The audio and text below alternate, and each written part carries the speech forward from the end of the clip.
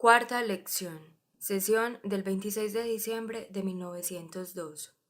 Señores, en la última lección mostramos que el concepto, es decir, la idea general, simple, abstracta, tiene los orígenes más humildes, más modestos que podamos imaginar, considerando además que el papel del concepto es, ante todo, un papel especulativo. Decíamos que es muy difícil explicar el mecanismo de la formación de un concepto, de una idea abstracta y general, si consideramos que el concepto tiene un papel únicamente especulativo, desinteresado. Decíamos también que es un instrumento de conocimiento, un medio para conocer por conocer, y la principal razón que dimos es la siguiente. Todo se parece a todo, y todo se distingue de todo. Cualesquiera que sean las cosas percibidas, cualesquiera las cualidades percibidas, siempre encontraremos entre ellas un parecido. Eso siempre y cuando nos elevemos suficientemente en la serie de generalidades. Asimismo, siempre encontraremos una diferencia si bajamos lo suficiente para poder apelar a distintas especificaciones. Si tomamos las cosas como se presentan a la percepción, no hay ninguna razón para agrupar esta o aquella cosa en lugar de tal o tal otra. No hay ninguna razón para efectuar en ella esos trabajos de combinación, de abstracción y de generalización de los que hablan los psicólogos. La comparación de ciertos objetos o de ciertas cualidades entre ellas con la intención de extraer sus parecidos supone ya que hemos captado algo en común entre los objetos que juntamos. Ahora bien, si ya hemos captado lo que tienen en común, no tiene sentido que lo busquemos, nos encontramos en un círculo vicioso. En vano intentaremos salir suponiendo una especie de operación de collage previa a la generalización propiamente dicha, por medio de la cual diversos objetos o cualidades comenzarían a superponerse entre sí, de modo que más adelante viniera a implantarse en este suelo la idea general. Mostramos que la existencia de este género de collage cerebral o mental es, por decirlo menos, de las más problemáticas, de las más cuestionables que hay. Por lo tanto, es cierto que, por una parte, la formación de un concepto no es posible si no hay, previo a esa operación, algo más mecánico. Sin embargo, por otra parte, esa operación más mecánica no puede ser algo de la naturaleza de la imagen. No puede ser algo que anuncie la idea general en forma de imagen, dado que no existen, la conciencia lo dice, imágenes de ese género, y que además, a priori, no vemos cómo podrían existir. Entonces, mientras nos quedemos en el terreno de la especulación pura, o del conocimiento puro, o de la percepción pura, la generalización y, más sencillamente, la formación de conceptos parece imposible. Decíamos que no es lo mismo si nos colocamos en el terreno de la acción, mientras que en el dominio del conocimiento puro o de la percepción pura todo se parece a todo y todo se distingue de todo, habiendo una continuidad de parecidos y de diferencias. Por el contrario, la acción es algo discontinuo. ¿Actuamos o no actuamos? La acción es una elección, es algo cortado, definitivo, nítido y que se opone por este motivo a la percepción. Lo que la percepción no puede hacer, es decir, efectuar asociaciones y de ahí formar los rudimentos del concepto, la acción sí es capaz de hacerlo. Consideremos un órgano sensorial, como por ejemplo la vista. Este percibirá tantos matices como se les ocurra, miles y miles de matices. Sin embargo, la percepción por sí sola nunca logrará preparar un concepto, es decir, una reunión de semejanzas que a su vez se distingan de otro grupo de semejanzas. Pero si pensamos en la acción o simplemente en los mecanismos motores instalados en un cuerpo viviente, en un ser vivo lo suficientemente elevado en la serie de organismos, esos mecanismos motores existen en número limitado, determinado. Por lo tanto, para un sinnúmero de estímulos recibidos, de percepciones recibidas, no hay más que un número determinado, limitado de reacciones posibles. Entonces, será necesario que se den los agrupamientos y que se desdibujen las diferencias, las cuales, pudiendo ser profundas o ligeras en sí mismas, no representan, sin embargo, el punto de vista de esta o aquella reacción del ser vivo. Tomemos un instrumento, un electroscopio de láminas de oro. Se le puede electrizar con muchas sustancias diferentes, pero como no tiene más que un movimiento que efectuar, como las láminas no pueden más que separarse al moverse, como no puede más que efectuar una sola acción, será necesario que por esta sola acción extraiga todo lo que hay de común entre los objetos más diversos. Nosotros somos un poco más complicados que este electroscopio, pero también tenemos algo en común. Tenemos dispositivos que pueden verse afectados por una gran cantidad de sensaciones diferentes, pero el mecanismo motor se interesa de igual manera en distintas acciones. Reaccionará de la misma manera, y esta reacción idéntica, remontándose, por así decirlo, a percepciones diferentes, las agrupa. Así, el ser vivo, en tanto que actúa, provisto como está de un sistema motor, puede ser considerado como un extractor de las semejanzas entre las cosas. Extractor estricto de lo útil, lo necesario, para las exigencias de la acción. Al comienzo de la generalización, al inicio de la formación de los conceptos, se da, por parte del ser vivo, por parte del animal, una adopción mecánica de un mismo comportamiento a raíz de diferentes estímulos, los cuales, sin embargo, no son lo suficientemente distintos desde el punto de vista del interés vital como para suscitar o exigir una reacción análoga. Este comportamiento que le sigue a las percepciones regresa por una especie de reacción de choque a las percepciones mismas, las agrupa, siendo diferentes en una misma categoría, las hace entrar en el mismo marco. Así pues, una multiplicidad de cualidades o de objetos agrupados bajo una misma categoría es, si bien no un concepto, al menos sí todo lo que hace falta para fabricarlo. Sin embargo, en el hombre hay algo más. Es cierto que en el animal el concepto es así. El animal no piensa sus conceptos, los actúa. Un perro de caza se detiene siempre frente a cualquier ave de presa. ¿Tiene acaso el concepto presa la idea general de presa? No cabe duda de que no la tiene como representación, pero sí como acción. Actúa sus conceptos por el simple hecho de que se detiene frente a cualquier ave de presa. Y no digo que no tenga un esbozo de representación del concepto, en tanto que él, siendo consciente, tiene conciencia de esta identidad de comportamientos frente a una gran multiplicidad de estímulos, de percepciones diferentes. Es probable que las vea diferentes, es cierto. Él ve como nosotros y a menudo mejor que nosotros, pero, por otra parte, al adoptar frente a ellas un mismo comportamiento mecánico, él las percibe parecidas, semejantes. Por lo tanto, tenemos ahí plenamente los rudimentos de un concepto, y es cierto que en el hombre la primera aparición del concepto es algo de este tipo. Sin embargo, en el hombre se suman muchas otras cosas. Para empezar, el hombre es capaz de reflexionar distintamente sobre la idea real o virtual que capta o captaría frente a diferentes acciones o percepciones. Por lo tanto, reflexiona sobre lo que podríamos llamar el concepto que ejecuta y por esto tiende ya a llevar al concepto a una esfera más elevada. El hombre es, además, un ser que habla, un ser sociable, y designará al concepto con una palabra. Esta palabra, siendo un signo mucho más manejable que el comportamiento corporal por él adoptado, hará que el concepto sea más manejable y más movilizable. El hombre se servirá de la palabra no solo para hablar con otros, sino para hablarse a sí mismo, sobre todo, y esta es la principal diferencia, mientras que el animal no tiene más que un número limitado de conceptos vividos, ejecutados por él.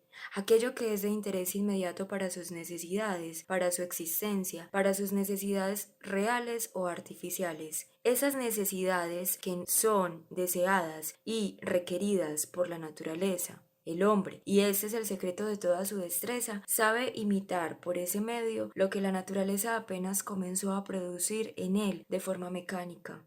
Prolonga la obra de la naturaleza y agrega a los conceptos que se forman naturalmente y que existen en número limitado un sinnúmero de conceptos fabricados por él. Y así, imitando a la naturaleza, prolongando su trabajo, logra extender indefinidamente el ámbito del pensamiento conceptual. Pero, por más artificial que sea el concepto, conserva siempre su marca de origen. Su origen está en la acción y es, antes que nada, un instrumento de acción. Todo concepto tiene, más o menos, un destino práctico. Todo concepto es una pregunta planteada por nosotros a la realidad, planteada desde un punto de vista relativo sobre el comportamiento que debemos tomar frente a ella o que ella toma frente a nosotros. Un concepto es una rúbrica, una categoría a la que referimos un concepto. Indagar en qué categoría puede caber un concepto, preguntarle si es esto o es aquello, es en el fondo preguntarle qué es en relación con nosotros, con aquello que podríamos hacer de él. Se trata siempre más o menos de una pregunta relativa a la práctica, relativa a la acción posible, planteada a lo real. Precisamente porque el concepto, según como les decía, es de un orden muy elevado, los conceptos filosóficos no escapan a esta regla. Si tomamos un concepto como el de la multiplicidad o el de la unidad, es evidente que estos conceptos se forman a partir de la acción. ¿Encontramos acaso multiplicidades o números en la naturaleza?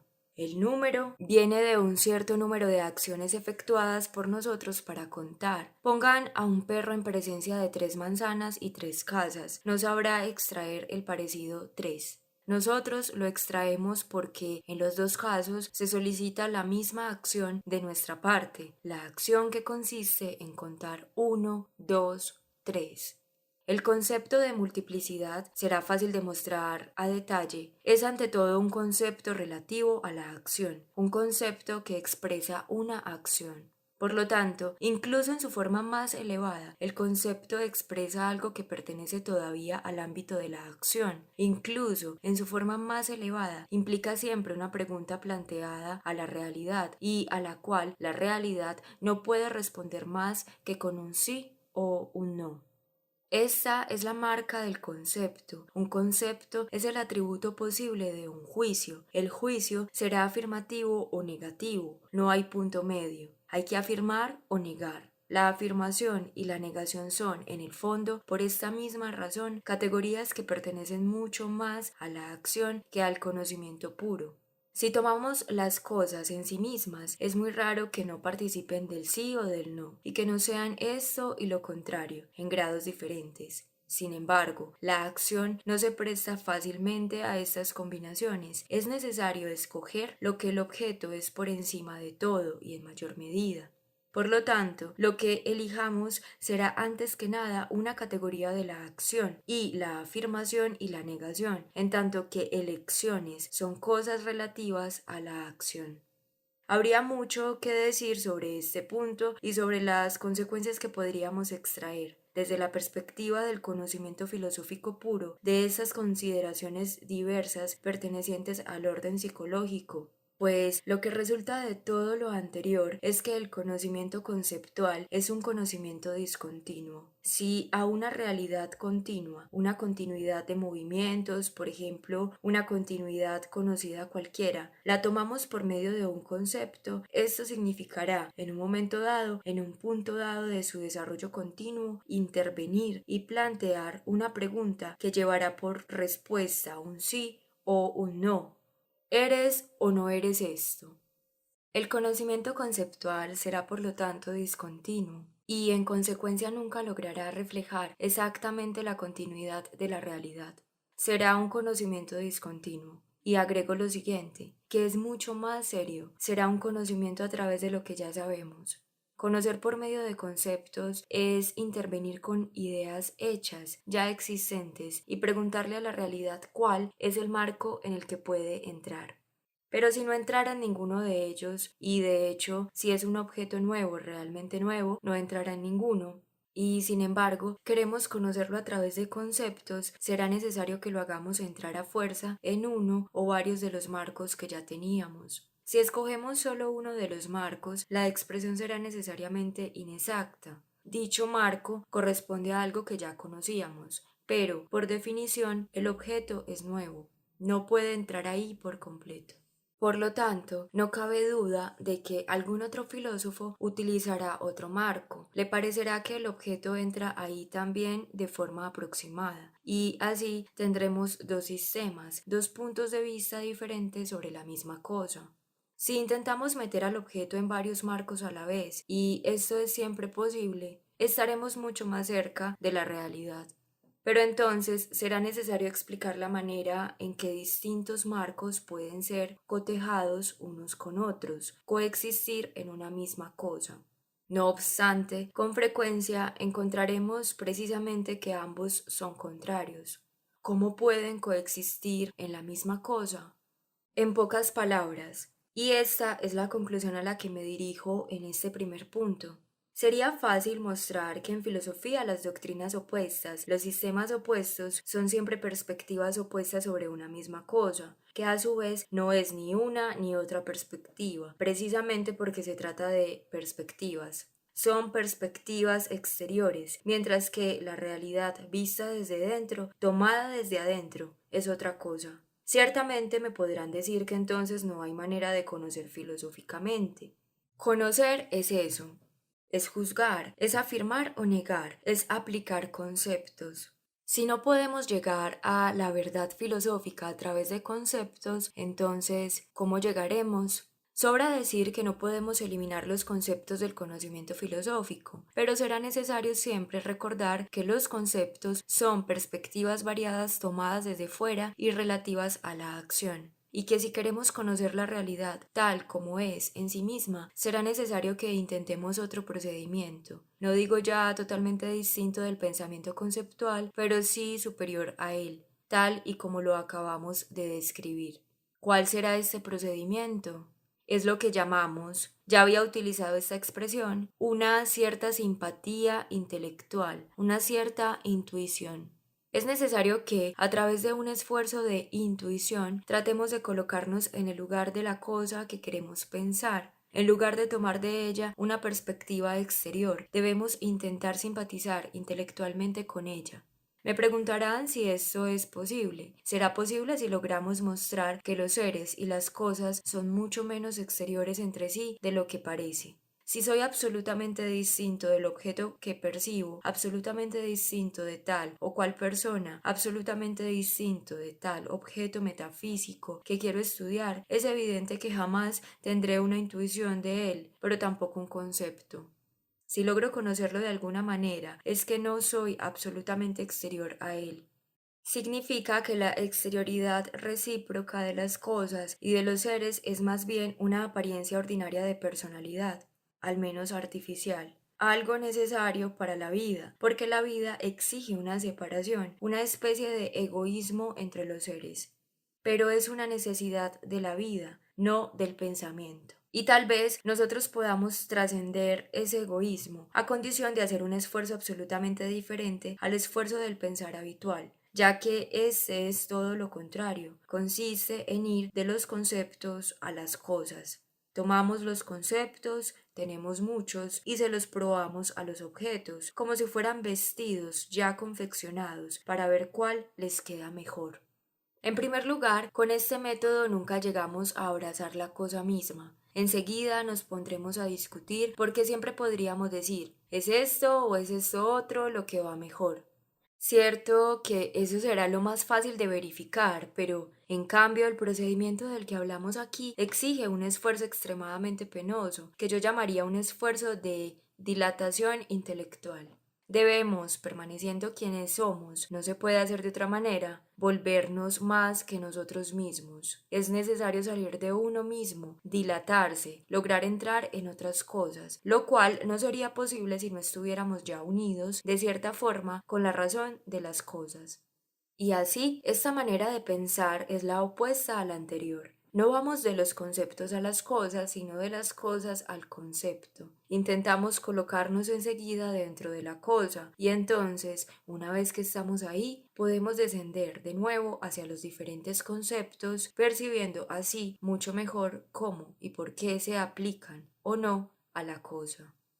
Si me encuentro en medio de una continuidad como la que acabo de mencionar, si me coloco en ella por una especie de simpatía, iré encontrando a lo largo del camino conceptos tomados de esta continuidad. Los conozco, los sitúo, veo en qué medida son apropiados o no.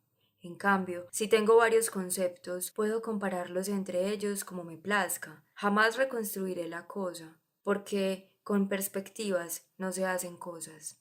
A partir de fotografías, por numerosas que ellas sean, jamás obtendrán un objeto en relieve, mientras que si vemos el objeto en relieve, comprendemos cómo se pueden tomar fotografías desde todas las perspectivas. Por lo tanto, esta forma de proceder, y creo que es la forma en la que procedemos consciente o inconscientemente en filosofía, le llamamos recurrir a la intuición. Es algo diferente del pensamiento conceptual, ya que más bien se encuentran los conceptos a lo largo del camino. Es otra cosa, es una dirección, diría yo, una posición inversa, simétrica, que la mente toma con respecto al concepto. En el pensamiento habitual, normal, la mente se encuentra del lado del concepto. Hace falta ver del otro lado. Sin esto, no hay reflexión filosófica posible ni mucho menos metafísica. Estamos muy cerca de llegar a la conclusión hacia la que se dirige esta introducción. La abrevio mucho porque ha sido preparada por todo lo anterior y porque ya fue presentada el año pasado. La conclusión es esta. Si hay algo que no se puede expresar a través de conceptos, si hay algo que se resiste a toda especie de representación simbólica, es precisamente el objeto del que hablaremos este año. Es a propósito del tiempo, de la duración, que examinaremos las diferentes teorías. Por su naturaleza misma, la duración, el tiempo, se resiste a todo tipo de representación conceptual. Esto será fácil de apreciar, primeramente, si consideramos el tiempo en su forma más exterior. Diría casi la más palpable, la más material, si consideramos el tiempo como movimiento ejecutado en el espacio. De hecho, es así como lo representamos generalmente. El tiempo es el movimiento uniforme, siempre y cuando consideremos dicho movimiento como la unidad a la cual relacionaremos todas las demás, y aunque sea muy difícil definir la uniformidad de un cuerpo móvil en el espacio. Digo que incluso si consideramos el tiempo de este modo, ya exteriorizado, ya en buena medida especializado, es difícil e incluso imposible representarlo simbólicamente, hacerse de él una idea, formular una expresión conceptual. En efecto, hay dos formas de ver o de imaginar este movimiento en el espacio. Indicamos la primera.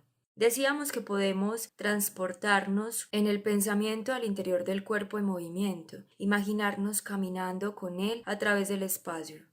En este caso nos preguntaríamos lo que sentimos interiormente y dijimos que este conocimiento completamente especial, interior al movimiento, esta visión del movimiento desde este lado interior y psicológico, sería algo absolutamente simple. Es tal y como sucede con el movimiento de nuestro brazo cuando va de un punto a otro, del cual tenemos una percepción interior e indivisible. He ahí la primera manera de representar el movimiento.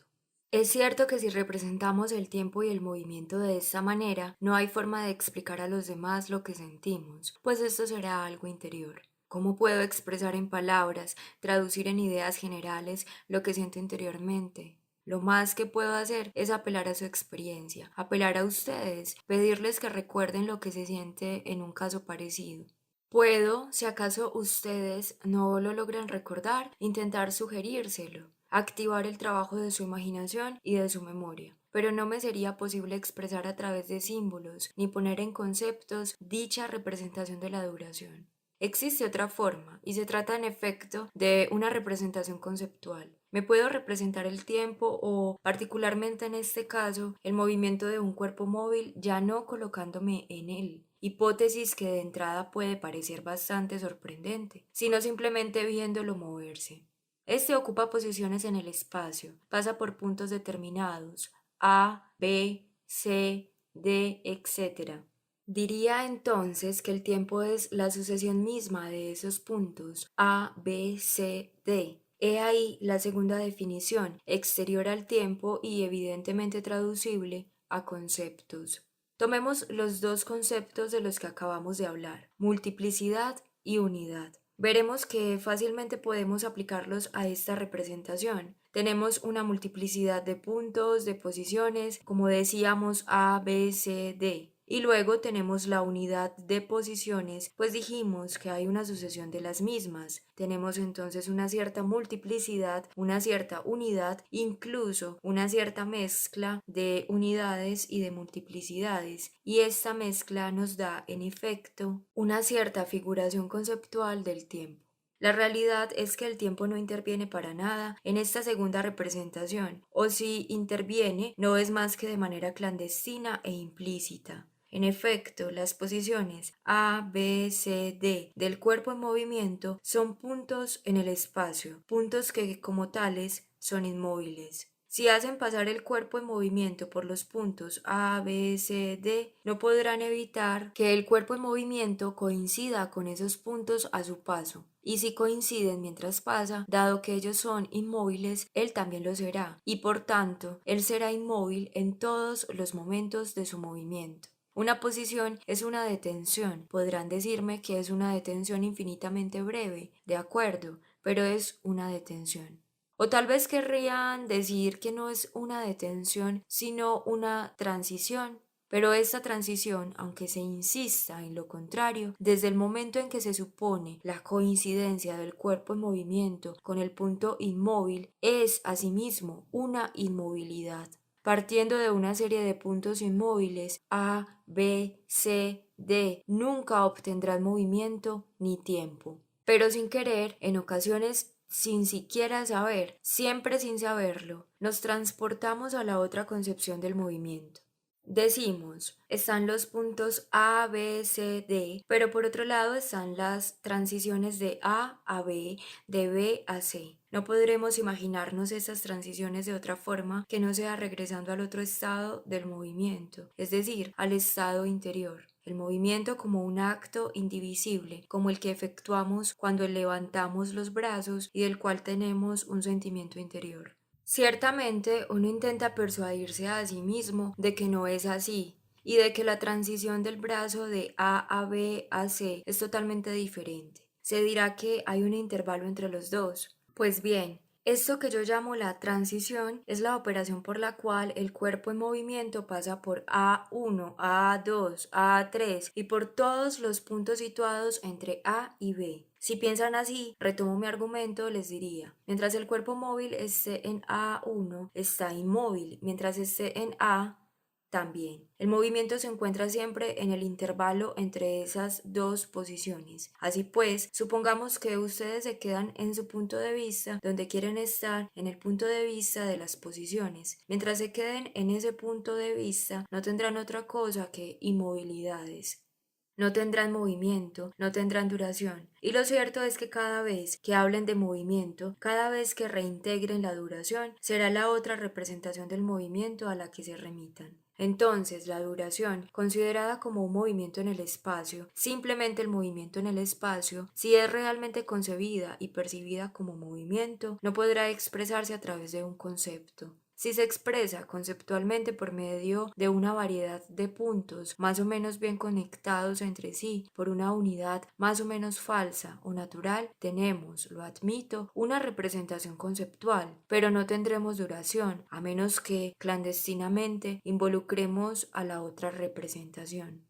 En otras palabras, el tiempo, en esta forma simple, no se puede expresar a través de un concepto, y ni siquiera de muchos conceptos. Los conceptos siempre nos darán perspectivas sobre el tiempo, una variedad de perspectivas sobre él, pero jamás nos darán el tiempo mismo. El tiempo no se puede confinar dentro de una o varias representaciones conceptuales. ¿Qué pasará si tomamos la duración en su forma verdadera, interior, como la sucesión de nuestros estados de conciencia? Porque la duración es eso, es lo que encontramos en el fondo de nosotros mismos, cuando nos miramos, cuando nos permitimos vivir la vida de la conciencia, la vida interior. ¿Qué encontraremos aquí? Se dice que encontraremos una sucesión de estados psicológicos. Aquí, una vez más, hay dos formas de representar dichos estados. Podemos imaginarnos un estado y después otro, y después un tercero. A, B, C, etcétera, que se suceden de forma yuxtapuesta, y diremos que la duración es la sucesión de estos estados. Tendremos una multiplicidad de estados vinculados más o menos entre sí por una unidad más o menos artificial. Sí, pero es muy fácil ver que esta duración expresada a través de conceptos es una duración que, sin embargo, no dura. ¿Qué hace falta para tener duración realmente? Hace falta que lo que precede penetra lo que prosigue, hace falta continuidad, hace falta memoria. Tomemos uno de dichos estados, digamos el estado B. Si es verdaderamente un estado psicológico, algo de su pasado subsiste en su presente. Si el momento presente no está ya en el momento que le sigue, entonces dicho estado termina y recomienza sin cesar. Una conciencia que termina y recomienza sin cesar es la inconsciencia. Así pues, hay una extensión de las partes anteriores de ese estado hacia las partes ulteriores, las partes posteriores. Si ahora, en lugar de considerar solo un estado, considero dos, el estado A y el estado B, lo mismo valdrá para ambos estados. Es imposible que A no continúe en B, que no haya en B algo que prolongue a A.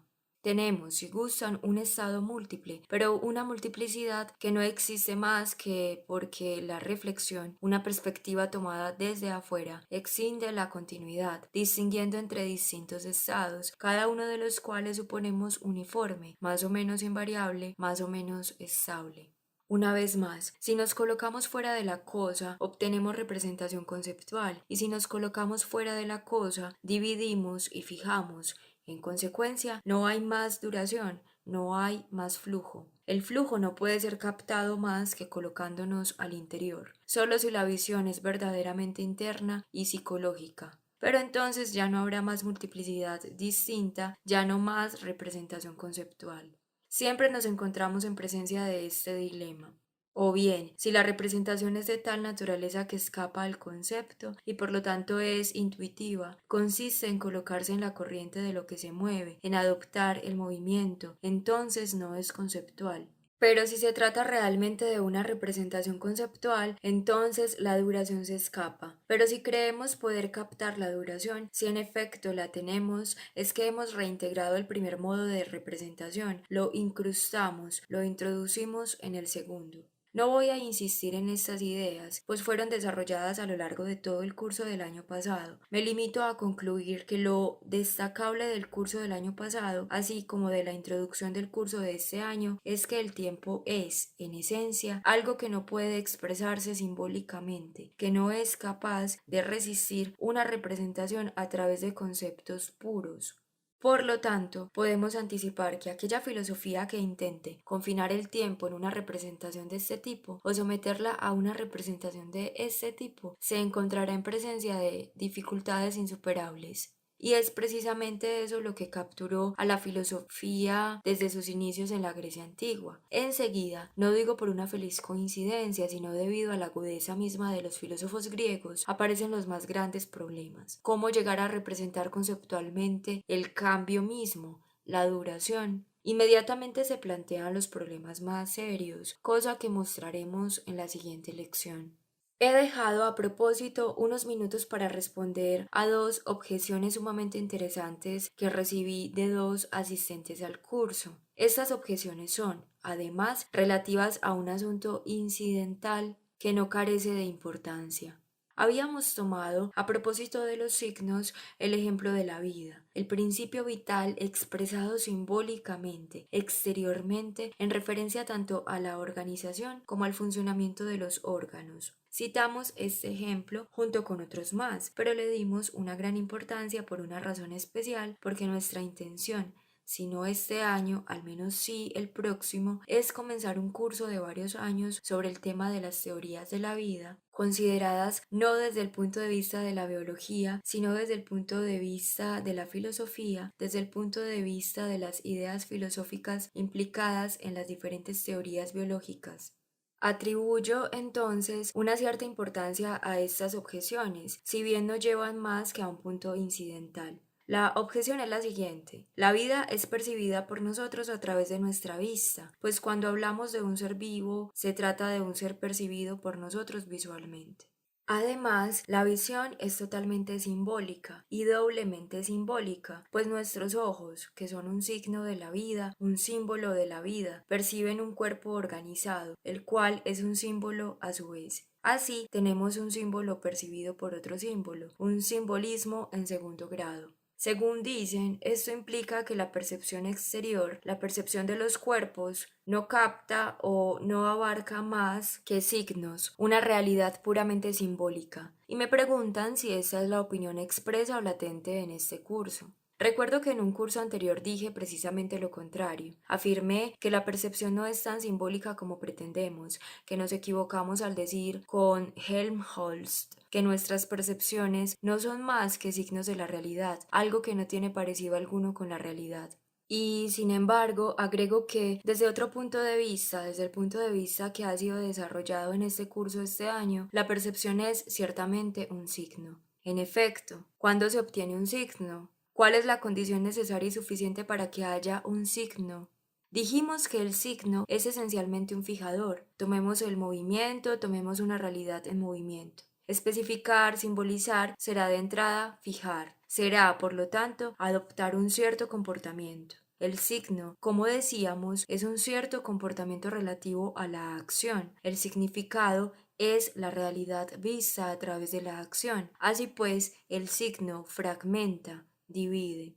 Tenemos una percepción inmediata de las cosas, percibimos inmediatamente la totalidad de las cosas. No tenemos las partes del todo, sino el todo en partes. La percepción consiste en dividir, en fragmentar un todo que de entrada es dado de manera indivisa. De modo que cuando percibimos un cuerpo, tenemos la percepción de algo que separamos del todo, que no es más que un fragmento del todo. Habíamos dicho, además, que la realidad es móvil, es esencialmente movimiento. Pero percibir es fijar, es inmovilizar, es fijar e inmovilizar debido a las necesidades de la acción. Nuestros órganos de percepción simbolizan las necesidades de la acción, expresan las necesidades de la acción. Por estas razones, si bien un cuerpo es percibido, en cierto sentido, tal como es, en otro sentido no es percibido más que simbólicamente, ya que no es percibido más que como un fragmento, como algo inmóvil. Sin embargo, el todo es movimiento y algo relativo a nosotros. Siendo parte del todo, existe más para sí que para nosotros. Por dichas razones, nuestra percepción es simbólica y nuestros ojos, siendo órganos de percepción, es decir, órganos de acción en ciernes, representan simbólicamente una necesidad vital, la cual hace nacer este simbolismo. Por lo tanto, todo cuerpo percibido es percibido de la misma manera, simbólicamente. Si se trata no de un cuerpo cualquiera, sino de un cuerpo viviente, el simbolismo es doble. Esto es porque el cuerpo representa entonces ya no solo una parte del todo separada y fija, sino también un cierto trabajo misterioso del que el filósofo debe buscar, no obstante, el secreto. De este secreto no percibimos evidentemente más que el exterior, puesto que los elementos que constituyen el organismo en número infinito y el movimiento que constituye el funcionamiento del organismo en número infinito deben tener una clave simple. Nosotros la presentimos, la adivinamos. Todo aquello es el compuesto que equivale a algo simple, y el compuesto que equivale a lo simple es, por definición misma, el signo. Así pues, tenemos derecho a decir que hay aquí un simbolismo a la segunda potencia, un doble simbolismo. La segunda objeción es más específica, y no diré sobre ella más que una palabra. Se trata del darwinismo. Habíamos dicho de paso que en la teoría de Darwin, cada particularidad que se presenta y otorga ventaja a un ser en la competencia vital es tratada como algo que se añade al resto sin modificar el conjunto. Estas son consideradas mecánicamente, por decirlo así, mientras que es muy difícil concebir que una modificación, por ligera que sea, se produzca en un ser vivo sin que éste quede impregnado de ella por completo. Decíamos que una flor que es generalmente blanca y un buen día se encuentra roja debe ser roja, metafóricamente, hasta la raíz. Es decir, que el rojo la penetra por completo y no se trata solamente de una mano de tinta roja que le habremos dado por encima. Me dicen que mencioné la palabra azar, pero yo no recuerdo haber mencionado la palabra azar. Para empezar, el azar no existe, no hay variaciones al azar. Si por azar entendemos la ausencia de causa, es decir, una variación accidental. Pero he aquí lo más serio. ¿Darwin admitiría acaso que las modificaciones más ligeras vienen de una modificación profunda y de cierta manera vital para el ser mismo? No estoy seguro de ello. Admite que hay una correlación entre una modificación y otra, entre una particularidad y otra, y por lo demás, las primeras páginas de El origen de las especies contienen un buen número de ejemplos que siguen siendo clásicos sobre la correlación entre una particularidad y otra, pero hasta donde yo sé, no dice que haya una correlación entre una particularidad y el todo del ser vivo, entre una particularidad y el principio interno, indiviso de su vida, entre una particularidad y lo que yo llamaría su esfuerzo vital. Tanto es así que en su explicación sobre la herencia pienso en lo que ésta tiene de mecanicista y veo que se trata de una hipótesis esencialmente mecanicista. Esta hipótesis postula retoños de partículas en un huevo, las cuales representan cada una un elemento del organismo. Estas partículas son distintas, están separadas de tal forma que una particularidad, una modalidad de tal o cual elemento, según esta hipótesis, no toca el fondo mismo de la vida.